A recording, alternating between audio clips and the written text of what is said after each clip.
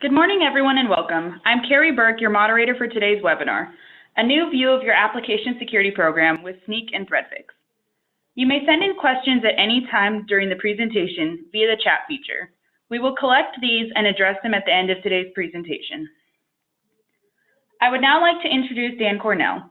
As Chief Technology Officer and Principal at Denim Group, he leads the technology team to help Fortune 500 companies and government organizations integrate security throughout the development process. Presenting alongside Dan, we have Haley Denbraver. Haley is a developer advocate at Snyk. In that role, she is focused on encouraging security education and the adoption of better security practices within developer communities. Thanks, Carrie.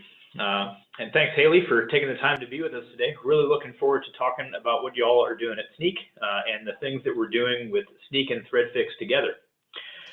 From an agenda standpoint, we're going to talk today a little bit about Snyk. Haley's going to give us some background and a demonstration.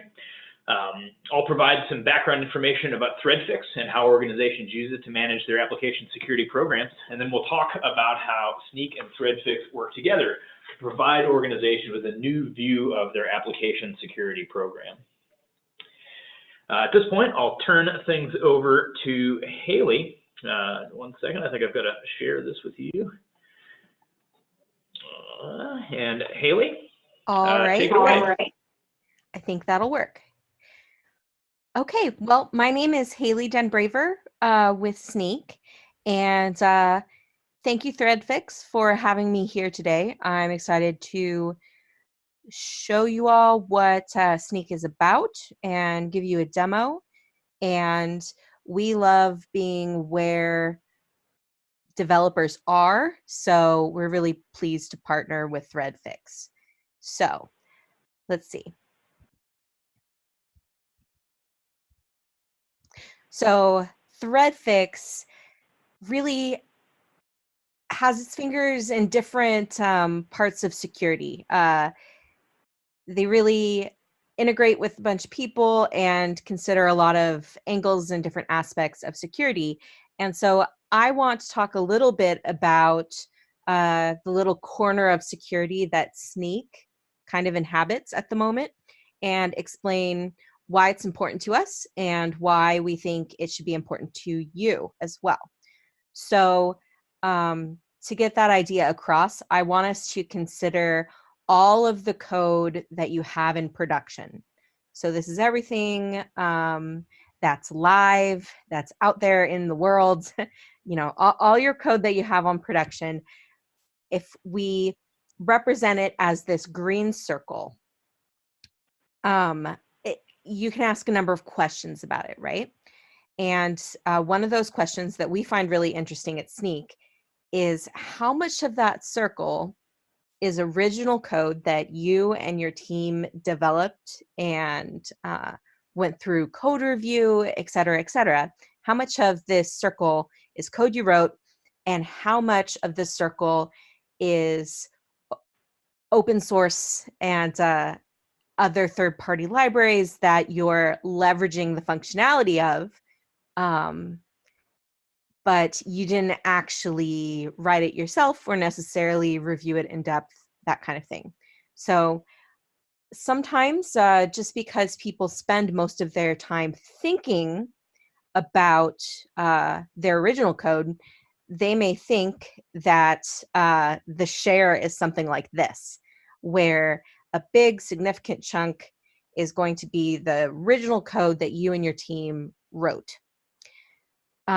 But with the increase in the adoption of open source libraries and just how much competitive advantage that can give you, you know, we don't want to reinvent the wheel. That share of your original code versus your production code, it might be a lot smaller. And even this smaller circle might be generous, and it can be really a small portion of the code that's in production. And we've seen instances where it's not uncommon that the amount of code that your team wrote is an order of magnitude less than the amount in production. So you can be talking about 10x and up, you know, and when we think about that from a security standpoint, Snyk is really interested in open source security because we're able to cover more of this circle, more of this circle representing production code. It's important to use secure coding practices, but we want to make sure your app in production is secure and robust, and that's why we're interested in covering the area represented in green on this slide, if that makes sense. So at Snyk, we like to say, use open source and stay secure. And we want to help you do that. Snyk helps you find and fix vulnerabilities in your open source dependencies. We also allow developers to address open source security throughout the software development lifecycle. And I'll touch a little bit more on that later. Snyk also meets developers where they are. And this includes both the languages and the tools that they use every day. And here's a little graphic illustrating some of this. So you have different parts of your life cycle from when you initially start coding all the way through when you're reporting and running your app in production, that kind of thing. And we have integrations throughout this process. So you can note here that on the far right-hand side where reporting is, you can see the little ThreadFix logo. And that's one of the places that Snyk intersects with where you are and how you're considering security and how you're running your application. So we're really excited to have the ThreadFix logo up in this graphic. And down at the bottom there, you see the little logos for the different ecosystems and package managers, that sort of thing. We're expanding our language capabilities. There are more logos down there than there were a year ago.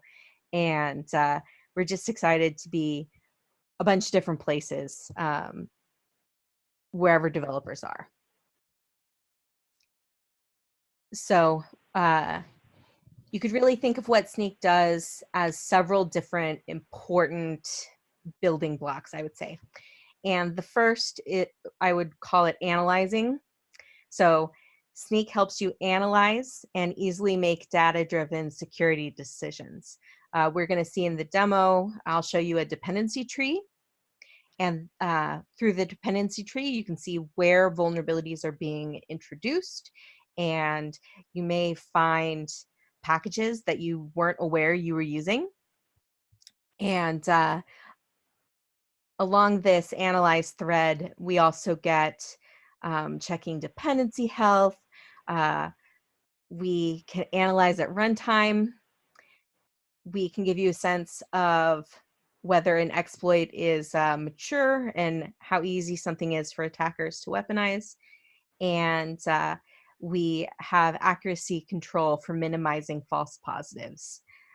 There is a dedicated security research team that we have in Tel Aviv, and they help, I like to use the word curate our database, weeding out false positives and providing more context so you can make a decision as to what you want to prioritize and whether an individual vulnerability is a problem for your project, right? So after analyze, and this is the big one here, is to fix. You know, it's good to know about a security vulnerability. Knowing is better than not knowing. But really, you want to get to the step where you're remediating, where you're fixing, where you're improving, where your project today is better than it was yesterday. And Snyk helps you do that. We can help you fix through an automated action that I will show you in a little bit. And our recommended remediation is really strong too. We generally tend to recommend the smallest step that will eliminate the vulnerability, and that way you can you're just less likely to have a problem with a breaking change, that sort of thing. So we have automated fixing with one-click fix pull requests, and it gets populated with all the information you're going to want. And additionally, we also have precision patches for some portion of the vulnerabilities in our database. So, and the last step I want to mention is monitoring. Snyk helps you monitor continuously to maintain your code security level. And this monitoring, it gives you a sense of whether your vulnerability load is changing, whether you're in a more secure place than you were the day before, the week before, the month before. And you'll also be able to understand, just from a high level view, the health of your project or projects. And you can help keep the project healthy by doing things like gating new dependencies, so you can prevent new vulnerabilities from passing through at any stage of the development process. And you're alerted when something new comes up. And so the Snyk monitor, you know, when you do a test, that's at a moment in time, but your app keeps, you know, it stays up in production, and it's available tomorrow, and hopefully the next day, and the next day, and the next day. And the security, the known vulnerabilities might be changing, right? So you want to know that first, and we help you do that. So at this point, or finally, I want to take one point of privilege and let you all know that today Snyk has announced a second product.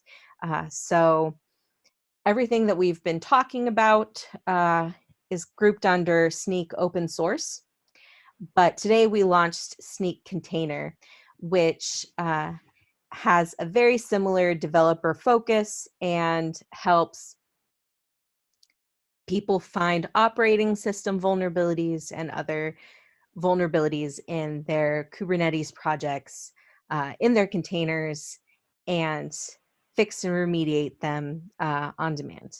And we're really excited for this launch. And if you're curious, you can go to snyk.io today, and that news is all over the website. And we're excited to see where our security, or our container security product, takes us. So at this point, I think I'm going to try the demo. And so Dan, I believe I'm going to share my screen. Yes, let me stop sharing. I think you can share your screen. Okay. And while you're doing that and pulling that up, I just wanted to emphasize a couple of things that you mentioned. You know, I was, you know, we've known Guy Pajarny, who's the founder. Mm-hmm. Is he still the CEO? Did you all bring in another CEO? I know. So yeah, we Guy is still in the company. He operates as president, and he is leading some of our marketing efforts and our developer relations efforts. So he's kind of an ideas guy, and we brought on a numbers guy, Peter McKay, and they have had a long-standing partnership. That was earlier this summer. Right. Yeah, and I've had the pleasure of knowing and having had the opportunity to work with Guy Poe, and from possibly back to Sanctum Watchfire, IBM. Again, Guy Poe is someone who I've had the distinct pleasure and honor of knowing for a long time. He's been in the industry for a long time and has great perspective. And there's a couple things, as I started talking to him and then meeting other folks on the Snyk team that I think was really, that were really interesting to me. And that was, one of them is the kind of the depth of the information, the quality of the database. That curation process is really critical. There's a lot of raw sources of info out there about potential vulnerabilities in open source. But there's a layer, as you said, of curation that needs to go on top of that to help address things like false positives and whatnot. And that's something that's been really impressive to me. And also another thing, just in getting to know Snyk, the developer first approach, just the integration with GitHub and whatnot feels very natural. I mean, for myself as a developer, person with a development background, the ThreadFix team won't let me near the ThreadFix code anymore, which is safe for everyone. But I still remember what it was like to be a developer, and that's one of the things. Just seeing how you all integrate with GitHub, was really impressive to me on how it fit very easily into the developer's workflow, and especially the stuff that you guys are doing with the remediation and the automation around the remediation. That's one of the things, again, as we talk about ThreadFix, that is a topic that has been very important to me for a number of years. Finding vulnerabilities is obviously an important part of the process, the first part in the process, but the world really gets better when things get fixed. And so some of the stuff that you guys are doing around the automated remediation was really, really impressive to me. It was, again, just kind of looking at what you all are doing. Those were a couple of areas that I thought were really, really interesting. And then I just wanted to take a second to emphasize. Yeah, so, I can show you all what that looks like live. So hopefully you can all see my GitHub page. So this is a repository that I forked from the Snyk GitHub. And we have what we tend to call goof apps, which are purposefully vulnerable. So we use these for demos and for tutorials sometimes. They are specifically using some libraries that are maybe a little old, that kind of thing. But to be honest, that's often the case in a development team. You may be using tools that you're not sure what vulnerabilities are there, and maybe they've been out for a little while and they're working for you, but you want to know what's in it. And we're going to show you how to find out and how to fix it. So this is my goof app. And I'm going to go over to my Snyk dashboard. So I cleared out all the projects, or most of the projects I had, just so you guys have a nice clean view. And I'm going to add this goof project to my Snyk UI.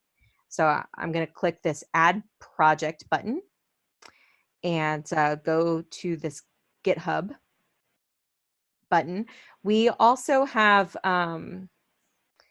we integrate with Bitbucket and with GitLab. So those are under Other, but just for the sake of this demo, we're using GitHub. So I'm going to click that, and it's going to bring up my GitHub user, Haley CD. And I have a number of repositories. Some are my own original ones, some are forks. And I'm going to find the goof app, which is right here. It says goof, and we have the fork. So it's a fork repository on my GitHub.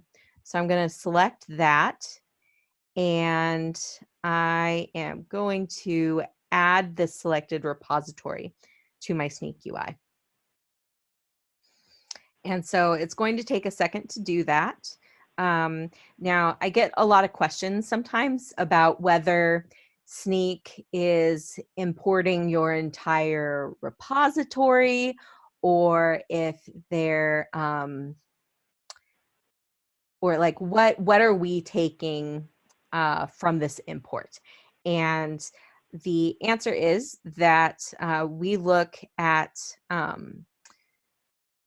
it, could be called something slightly different depending on what language you're using, but basically we find the manifest file, which is going to list all of the dependencies that you're using, And so this is what we're ingesting and this is what we're keeping. We don't import the rest of your repository, nothing like that. Just this manifest file, and then we build out a dependency tree and we find all of your dependencies and all of the vulnerabilities within those. So now we're getting this notification that it finished processing one project from one source. And it was selectively imported. So I'm going to refresh. And now we see it, Haley CD/goof. And again, we see this package.json. And again, that's the manifest file for this is a node project. So I'm going to click this and it's going to take me to the project view. And we have a few things going on here. One of which is it's letting me know about a new feature. So that's cool. And other than that, we see kind of a breakdown of the problems in this project. We see that we have 50 vulnerabilities via 93 paths.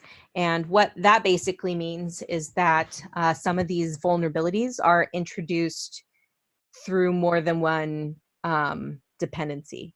So maybe you have the same dependency introduced twice in the tree. And so that vulnerability gets counted twice in the paths, but only once in this overall number 50.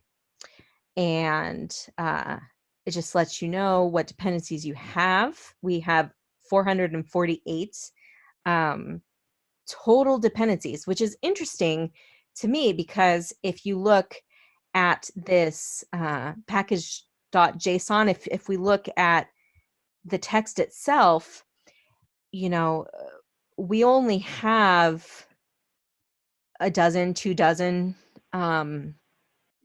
top level dependencies. And these are dependencies that you maybe purposefully sought out, you specifically included, you made a conscious decision to add these projects or these open source dependencies to your project. And, you know, depending on your team, depending on what you're doing, you may have researched these projects and, you know, to get a sense of their health, their security health, etc. But from these 2 dozen or so dependencies, you actually get 448 because each of these top level dependencies is dragging in a bunch of other dependencies.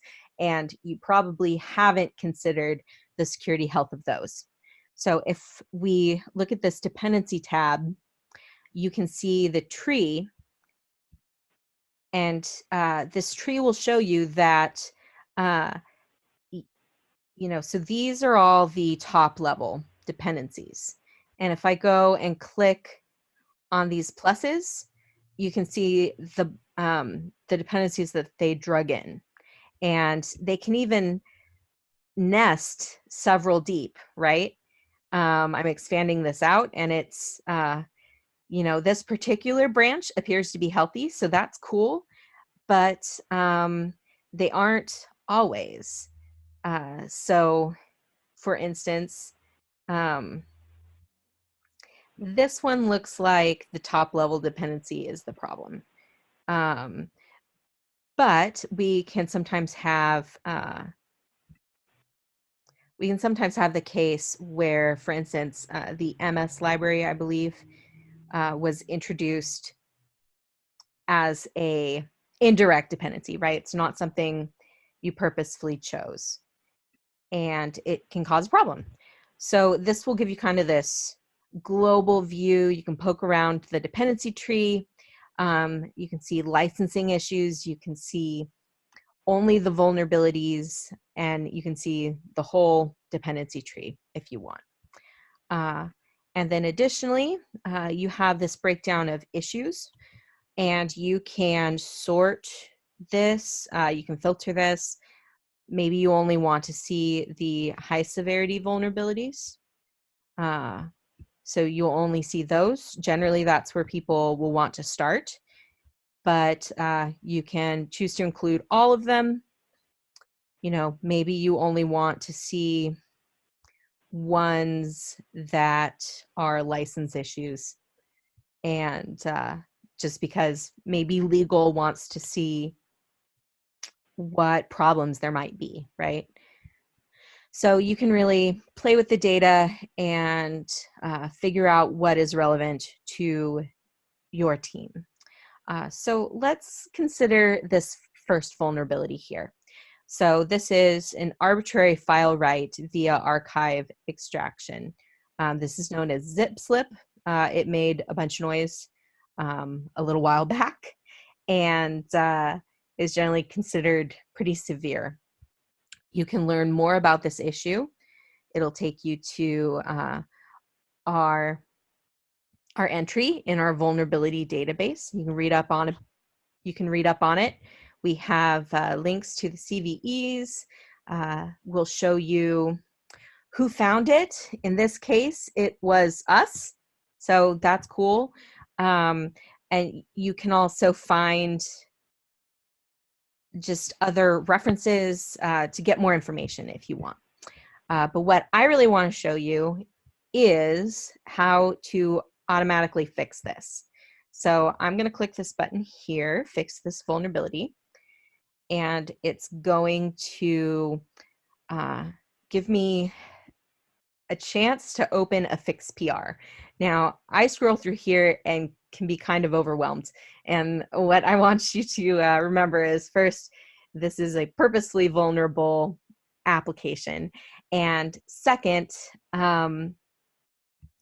generally what you're going to want to do is you're going to want to open a fix PR for one or maybe 2 or 3 issues at a time at most, generally, because it will lower your chance of introducing a breaking fix, anything like that. So I like to stick to 1 PR per fix, but that may just be me. So I'm just going to open one for this arbitrary file write via archive extraction zip slip vulnerability. So I have it selected here, and you can see we have upgrades and patches available for all of these vulnerabilities. These issues have a partial fix, and this handful here don't currently have a fix. But if I'm monitoring, Snyk will let me know when a fix is available for those. So I'm going to open this fix PR, and it's going to take a second to communicate with GitHub, and it's sending the PR to GitHub. Just got to wait a little bit. And here it is.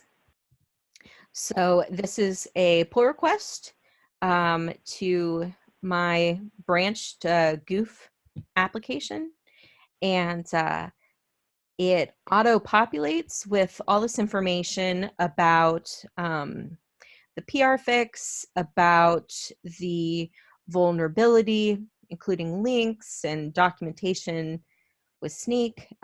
It links back to the Snyk project that it's associated with, and it performs some checks where it checked that the fix wasn't introducing any new problems. So there are still vulnerabilities in my app, but I am fixing this one vulnerability and I'm not introducing any more to it. And you can get details on that. She'll take a second. But yeah, if these checks pass, if things look good, you're able to merge this pull request. This can also play nicely with any other checks or hooks that you have going on with your GitHub.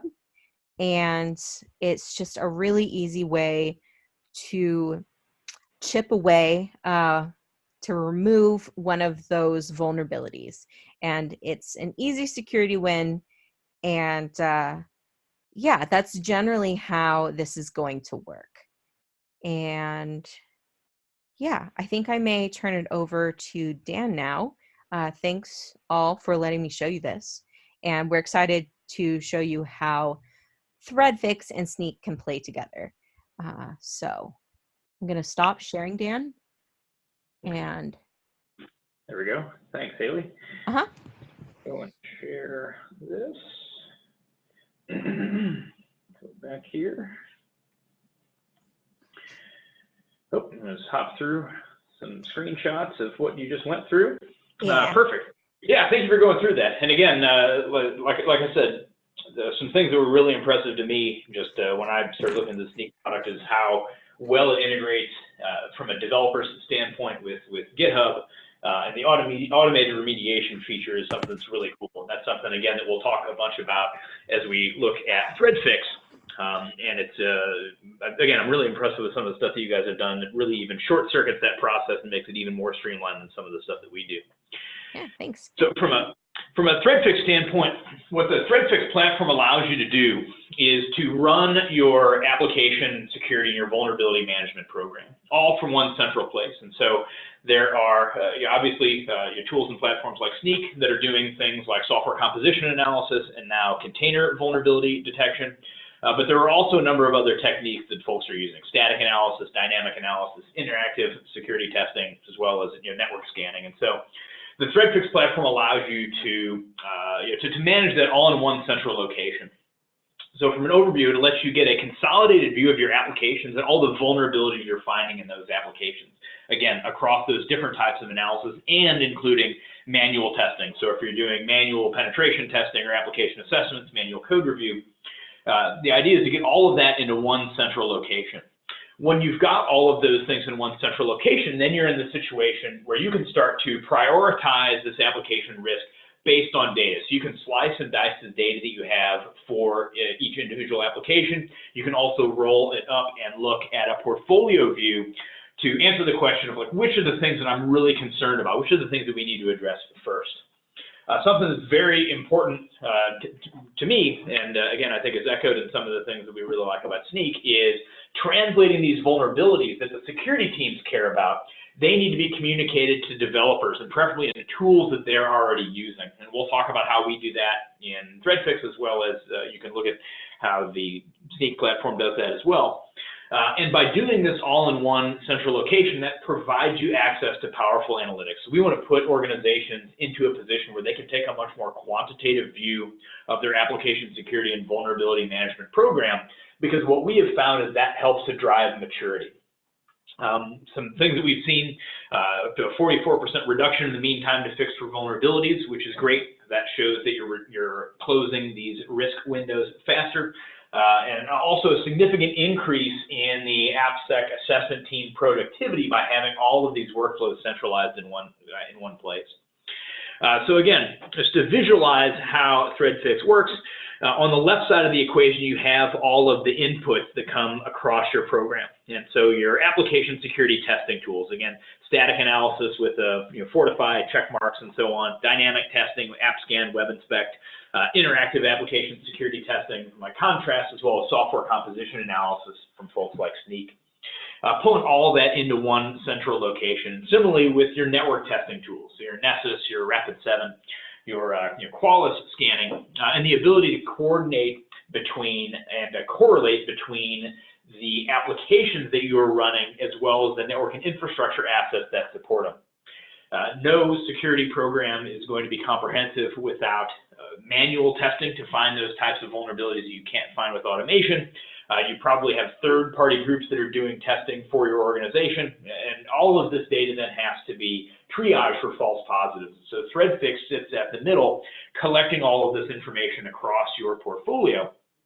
Then on the right side of the equation, obviously we can do reporting and analytics, as well as communicate with developers and the defect tracking systems that they're using, provide information to GRC and potentially operational technologies like web app firewalls as well.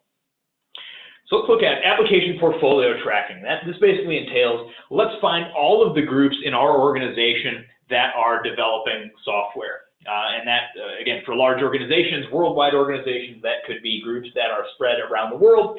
But basically, who inside of your organization, where are all the pockets of development? And let's find all of the applications they're responsible for, all the application assets that they're responsible for. So web front ends, microservices, monolithic application. What are all these application assets that are being developed ongoing that need to be subject to a testing program? And also collecting metadata about those applications. Is this a web application? Is it a web service? Is it written in Java? Is it written in .NET? Is it public-facing, partner-facing, internal-facing? Does it manage credit card data and therefore put it in scope for PCI? But capturing all of this metadata that we can use for risk ranking later on to say, for the applications I have in my portfolio, which of those concern me the most, and then combining that with the vulnerability data that we pull in. So being able to look at your application portfolio, both from a structural perspective, where are the different teams of lines of business and what are they doing, as well as from a risk perspective. Can we roll this up and say, which of the applications we have that we need to be most concerned about right now? Again, some organizations have this all in they've got really strong asset management practices. This is all stored in some sort of a configuration management database. It makes it easy to use the ThreadFix API to replicate that. In other organizations, this is more of an iterative process. But the idea is, first, let's get the foundation of the portfolio of application assets that we're responsible for. Then we pull in all of the different testing that we're doing. Again, static testing, Fortify, checkmarks, Veracode, dynamic testing, AppScan, Web Inspect, AppSpider, software composition analysis with Snyk, interactive testing, contrast, as well as all the manual testing that you're doing, manual code reviews. And we even deliver Denim Group's application testing services can be delivered directly into the ThreadFix platform. So you can just carve off and say, I want to turn web testing or mobile testing over to the folks at Denim Group. Those requests get sent to a queue on our end. We deliver those, and the data flows back into ThreadFix. But the idea being, let's get all of that data into one central repository. And then ThreadFix normalizes and dedupes these vulnerabilities to give you a view of what are the actual things that we need to be concerned about. That normalization process, we typically see a 15 to 35% reduction in the overall finding count. And that's great because it means your security analysts have fewer vulnerabilities to look through and triage. And in cases where we've deduped these vulnerabilities, we can provide multiple perspectives on the vulnerability so you can be more effective in making false positive determinations, as well as communicating context to developers for the fixes. So we've laid out our portfolio, we've consolidated all these vulnerabilities. From there, we want to prioritize decisions based on data. So we want to have all this information. We can slice and dice and identify which of these vulnerabilities do we feel that we need to be the most concerned about. Obviously, everybody would like to fix everything. That's simply not going to happen. Just the volume of data that comes out of scanners, you're identifying things that you're not going to have time to work with. Just with the business pressures on development teams, the riskiest stuff, hopefully you're going to have time and remediation budget to fix. Other things, you're simply not going to. So you need to make some hard choices. It's said if everything's important, then nothing's important. And that's very much the case for folks running application security and vulnerability management programs. You've got to pick your battles and figure out, with the limited resources we have, where do we want to focus our efforts. So you can, again, slice and dice this data to say, am I concerned about things that were found by dynamic scanners? Because those are, maybe we perceive those as being the ones that are going to be the easiest for bad guys to find when they look at our live applications. Or do we want to prioritize things that were done with static analysis, because we're going to be able to find or provide better information to the developers about where they want to go in to fix these things? Is it software composition analysis? Also, you're looking to see, let's perhaps prioritize vulnerabilities that were found by multiple scanners. Those are easy to find with automation. Those are the types of vulnerabilities that we're concerned will be found by the types of automation that are used against us. As well as looking in different parts of the application. Which parts am I most concerned about? Are there certain vulnerability classes for this application I'm concerned about? Every organization has some different prioritization that they are going to do. So ThreadFix gives you the ability to quickly slice and dice through those data to get to the views that you need to make the determination, which of these vulnerabilities do I want to prioritize first? You also, again, having reporting and metrics by pulling all of this data across the different technologies you're using and across the different techniques and across the set of teams and groups that are developing software across your portfolio, you start to gather a lot of really valuable data about your program that allows you to very quickly slice and dice this data to communicate it to regulators, to auditors that come around, to governance functions, as well as to look at your program and make a determination to say, what are the things that I'm doing that I consider to be effective, and what evidence do I have of that? How do we stack up against other players in the space that we consider to be comparable organizations to ourselves, and to run experiments. Let's try security champions with a team or two. Let's try training for a team. Let's see if getting desktop-based or like in the IDE testing for security issues, let's try that out on a team or two and see what the impact is. And then we can use that to make a determination. Do we want to extrapolate those practices across the rest of our program? Then, to fix things, you really need to translate these vulnerabilities that security teams care about over to developers and the tools that they're already using. And again, that's one of the things I've highlighted about Snyk. Really love the remediation workflow they have. In other environments, you need to communicate these issues with developers via their defect trackers. So you can say, we're going to bundle these vulnerabilities up in whatever scheme makes the most sense for that development team. Does that mean bundling vulnerabilities of like type? We want to get all the cross-site scriptings bundled together, or bundle them together in chunks of 20 or 25 because the developer is just going to be able to go through and use the same encoding functions to fix stuff. That may make sense in an application where you've got a pretty good cleaned up set of vulnerabilities. You may want to say, hey, for any new criticals that we come in, we're just going to bundle those together and have a developer go and knock those out. Or you may want to bundle it by parts of the application to say, we know that one developer is critical in working in this part of the application. Not ideal, but the reality is we need to bundle vulnerabilities in this part of the application. That goes to a specific developer because anytime anybody else works on that code, bad things happen. Whatever that might be, ThreadFix allows you to bundle these vulnerabilities and communicate them with the development teams in the tools they're already using. So we're taking friction out of the remediation process. And this integration is bidirectional. So we're watching these development teams as they make progress addressing these issues, and we can quickly go to see, show me vulnerabilities that need a retest because the bug has been closed out. Let's see if they were successful in fixing the vulnerability. Or show me situations where we have remediation failures. We handed these vulnerabilities over to the developers in a bug or in a ticket. They've marked that ticket as closed, but we're still finding those issues when we run scans. Okay, well, those are the dev teams that we need to use our limited resources to reach out to. Similarly, ThreadFix allows for teams to integrate security into DevOps. And so when you look at CI/CD pipelines that organizations are using, where does security testing fit into those? And that's a very common theme that we see in organizations that are deploying ThreadFix. They want to shift left and use ThreadFix's integrations with CI/CD pipelines to help developers get access to security testing on the left side of the equation. So they don't need to run the tools themselves. They can have ThreadFix orchestrate these tools and see the results back in their pipeline as well as in the defect tracking or ALM tools that they're using. And so this requires you to figure out how do we want to do testing policies, where does it make sense to put application security testing in DevOps. And so that's really asking questions and figuring out for this particular application, when we do testing, do we want to do synchronous testing where we're waiting for the result and potentially fail a build or pass a build based on that decision? Or do we want to do asynchronous testing? Let's kick off this testing so that we have the results, but the testing is going to run long enough, or we don't want to slow down the dev team. So we just want to make sure that we've got these results on the other end, and we can follow along with some sort of an asynchronous process to clean that up later on. Simply making a decision. What criteria do you want to use? Do you want to never allow criticals or highs? That'd be great in situations where you can do that. What may be more politically possible in your organization would be to say each incremental build can't introduce any new criticals or highs, right? So we're working down a historical set of vulnerabilities that need to be remediated, but we can't fail the build until all of those are fixed. So ThreadFix allows you to be very flexible in how you configure these pipelines, or how you configure these pipelines, the go or no-go decisions.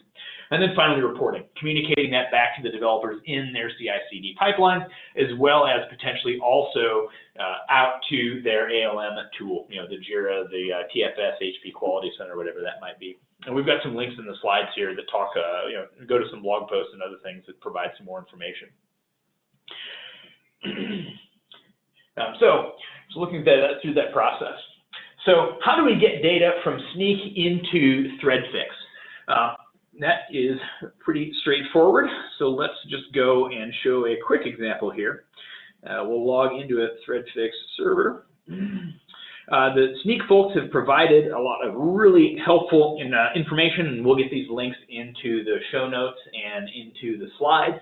But they go through the process in really good detail, showing first how do I install the integration package for Snyk and ThreadFix, how do we set up the environment variable with the Snyk token to access the APIs, and they show you here are where the different fields that you're going to need are to take the information from the Snyk project, pull out the data, and then we can upload that to ThreadFix. So here we see an example. Let's go in and look at this particular application. Go look at this shopping cart application. And what we see we can do here is we can, so what we're going to do here is run the Snyk integration. And basically what we do is we say, pull these various project IDs down and generate the output files for them. These are in the .threadfix format with a JSON-based format that organizations can use to basically easily get data into ThreadFix in a very structured way. And then finally, we can go and upload that file using the ThreadFix command line client up into the ThreadFix environment. We see that we've got results that have been uploaded here. This goes through, gets stuffed into the event queue. And ThreadFix consumes those results and incorporates them into the testing that we have done across all the different activities that we may be doing. So we can just go and refresh here. So here we see all of the vulnerabilities that have been loaded into this system across a number of different tools, a number of different scanners, but we can very easily go in and identify, show me all the results that are that were from Snyk.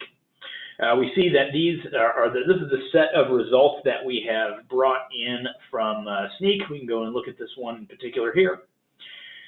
View some information, and we see, again, data from Snyk indicating the vulnerable component that needs to be addressed, the CWE-based problem here, the improper control of code generation, links out to Snyk so that you can get deeper information. Again, that's one of the things that we talk about is the depth of information that they have in their database. And then these vulnerabilities can be passed through the remediation process. Again, if you're going through, creating the GitHub pull request, that's one approach for situations where that may not be available. If you have a different workflow in your environment, you can then connect these to, bundle these up and ship them as issues that go over to Jira or TFS, and they go through the same workflow that everything else goes through. So as we can see, it's really, really easy based on the integration that the Snyk folks have put together. It's very easy to say, take the data that we've got over here in Snyk and automatically pull that down via script, stuff it into ThreadFix. That gets integrated into the model that ThreadFix has and maintains. And so that gives you a unified view across all the different testing activities. So for the software composition analysis that you're doing with Snyk, static analysis, dynamic analysis, interactive analysis, manual testing, third-party reports, all of that rolls up into one location in ThreadFix, so you can manage those through the remediation process, and then have access to analytics that show you, here's how our program as a whole is going, and here's how Snyk as a technology and as a platform is fitting into our program as a whole. So that's the idea with ThreadFix, is to give you that one central location across all the different techniques and testing tools that you're using to pull that up into one central location. At this point, we'll pop the keynote back open. And at this point, at this point, I wanted to open it up for questions to see if folks have any questions. Let's see. So looking here, so the first question is for Haley. How do you guys, or could you talk a little bit more about the research or R&D center that you have that builds your database? So Haley, could you talk maybe a little bit more about how you guys build your database of vulnerable components?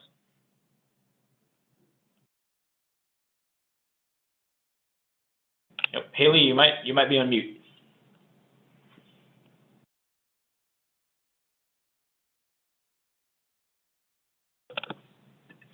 Haley? Oh, we may have lost Haley for the moment. Oh, wait. All right, we'll go to another question here. Another question about container vulnerabilities, asking about the Snyk now having the support for containers and ThreadFix support for containers. ThreadFix, we're in the process of incorporating the general support for container vulnerabilities. You should expect that to be coming early in 2020. So the integration right now that we have with Snyk is consumes the SCA data, the open source data, with plans down the road here before too much longer to also incorporate the container results down the road. So the Snyk folks just announcing that today. We haven't quite gotten we haven't quite caught up with them yet, but that is certainly the direction that we're going. So please stay in touch about that. So I believe I'm unmuted now. Oh, there we go. Welcome back. Thank you. Good. So the question before was about to talk a little bit more about how you guys build your database of the open source vulnerabilities. Sure. So we have a team of security researchers, and they do a couple of things for us that are pretty interesting. One of which is, I would say that they curate our database, which is something we talked about a little earlier. And by this, I mean that they weed out some false positives, and additionally, they provide extra context to each of these vulnerabilities. So you're able to make a more informed decision as to whether you need to fix it now, or if maybe it could be prioritized for a little bit later, that kind of thing. Another thing that they do for us is that they work with third parties that may find a vulnerability.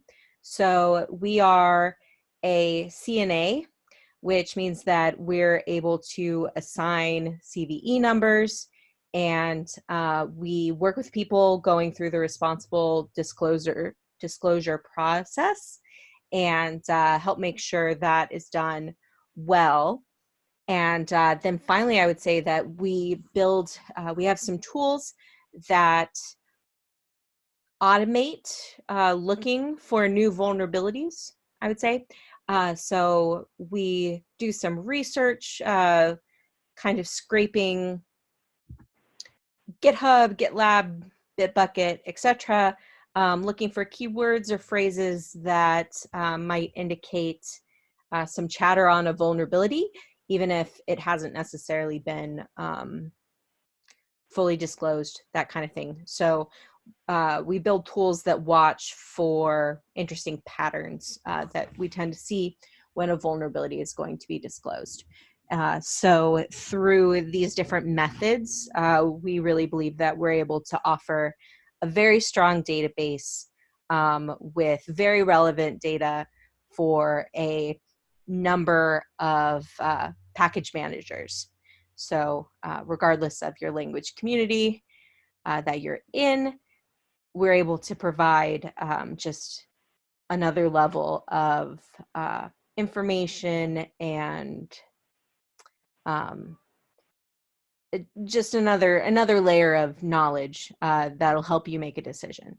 And we consider that to be one of our strengths, I would say.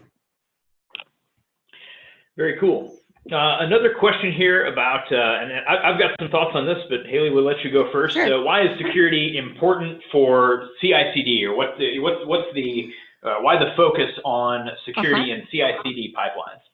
Yeah, so something you'll hear from Snyk a lot is developer first. And CI/CD pipelines are kind of the product of DevOps thinking, where development and operations kind of got unsiloed and are working more closely together.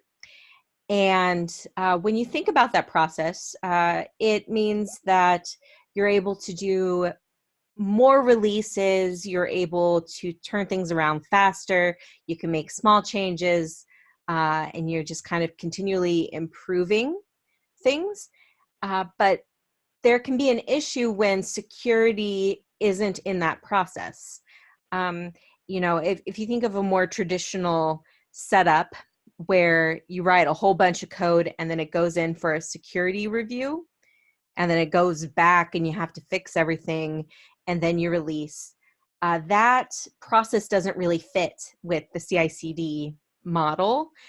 So we believe in being dev first because we think that will scale with how DevOps is done.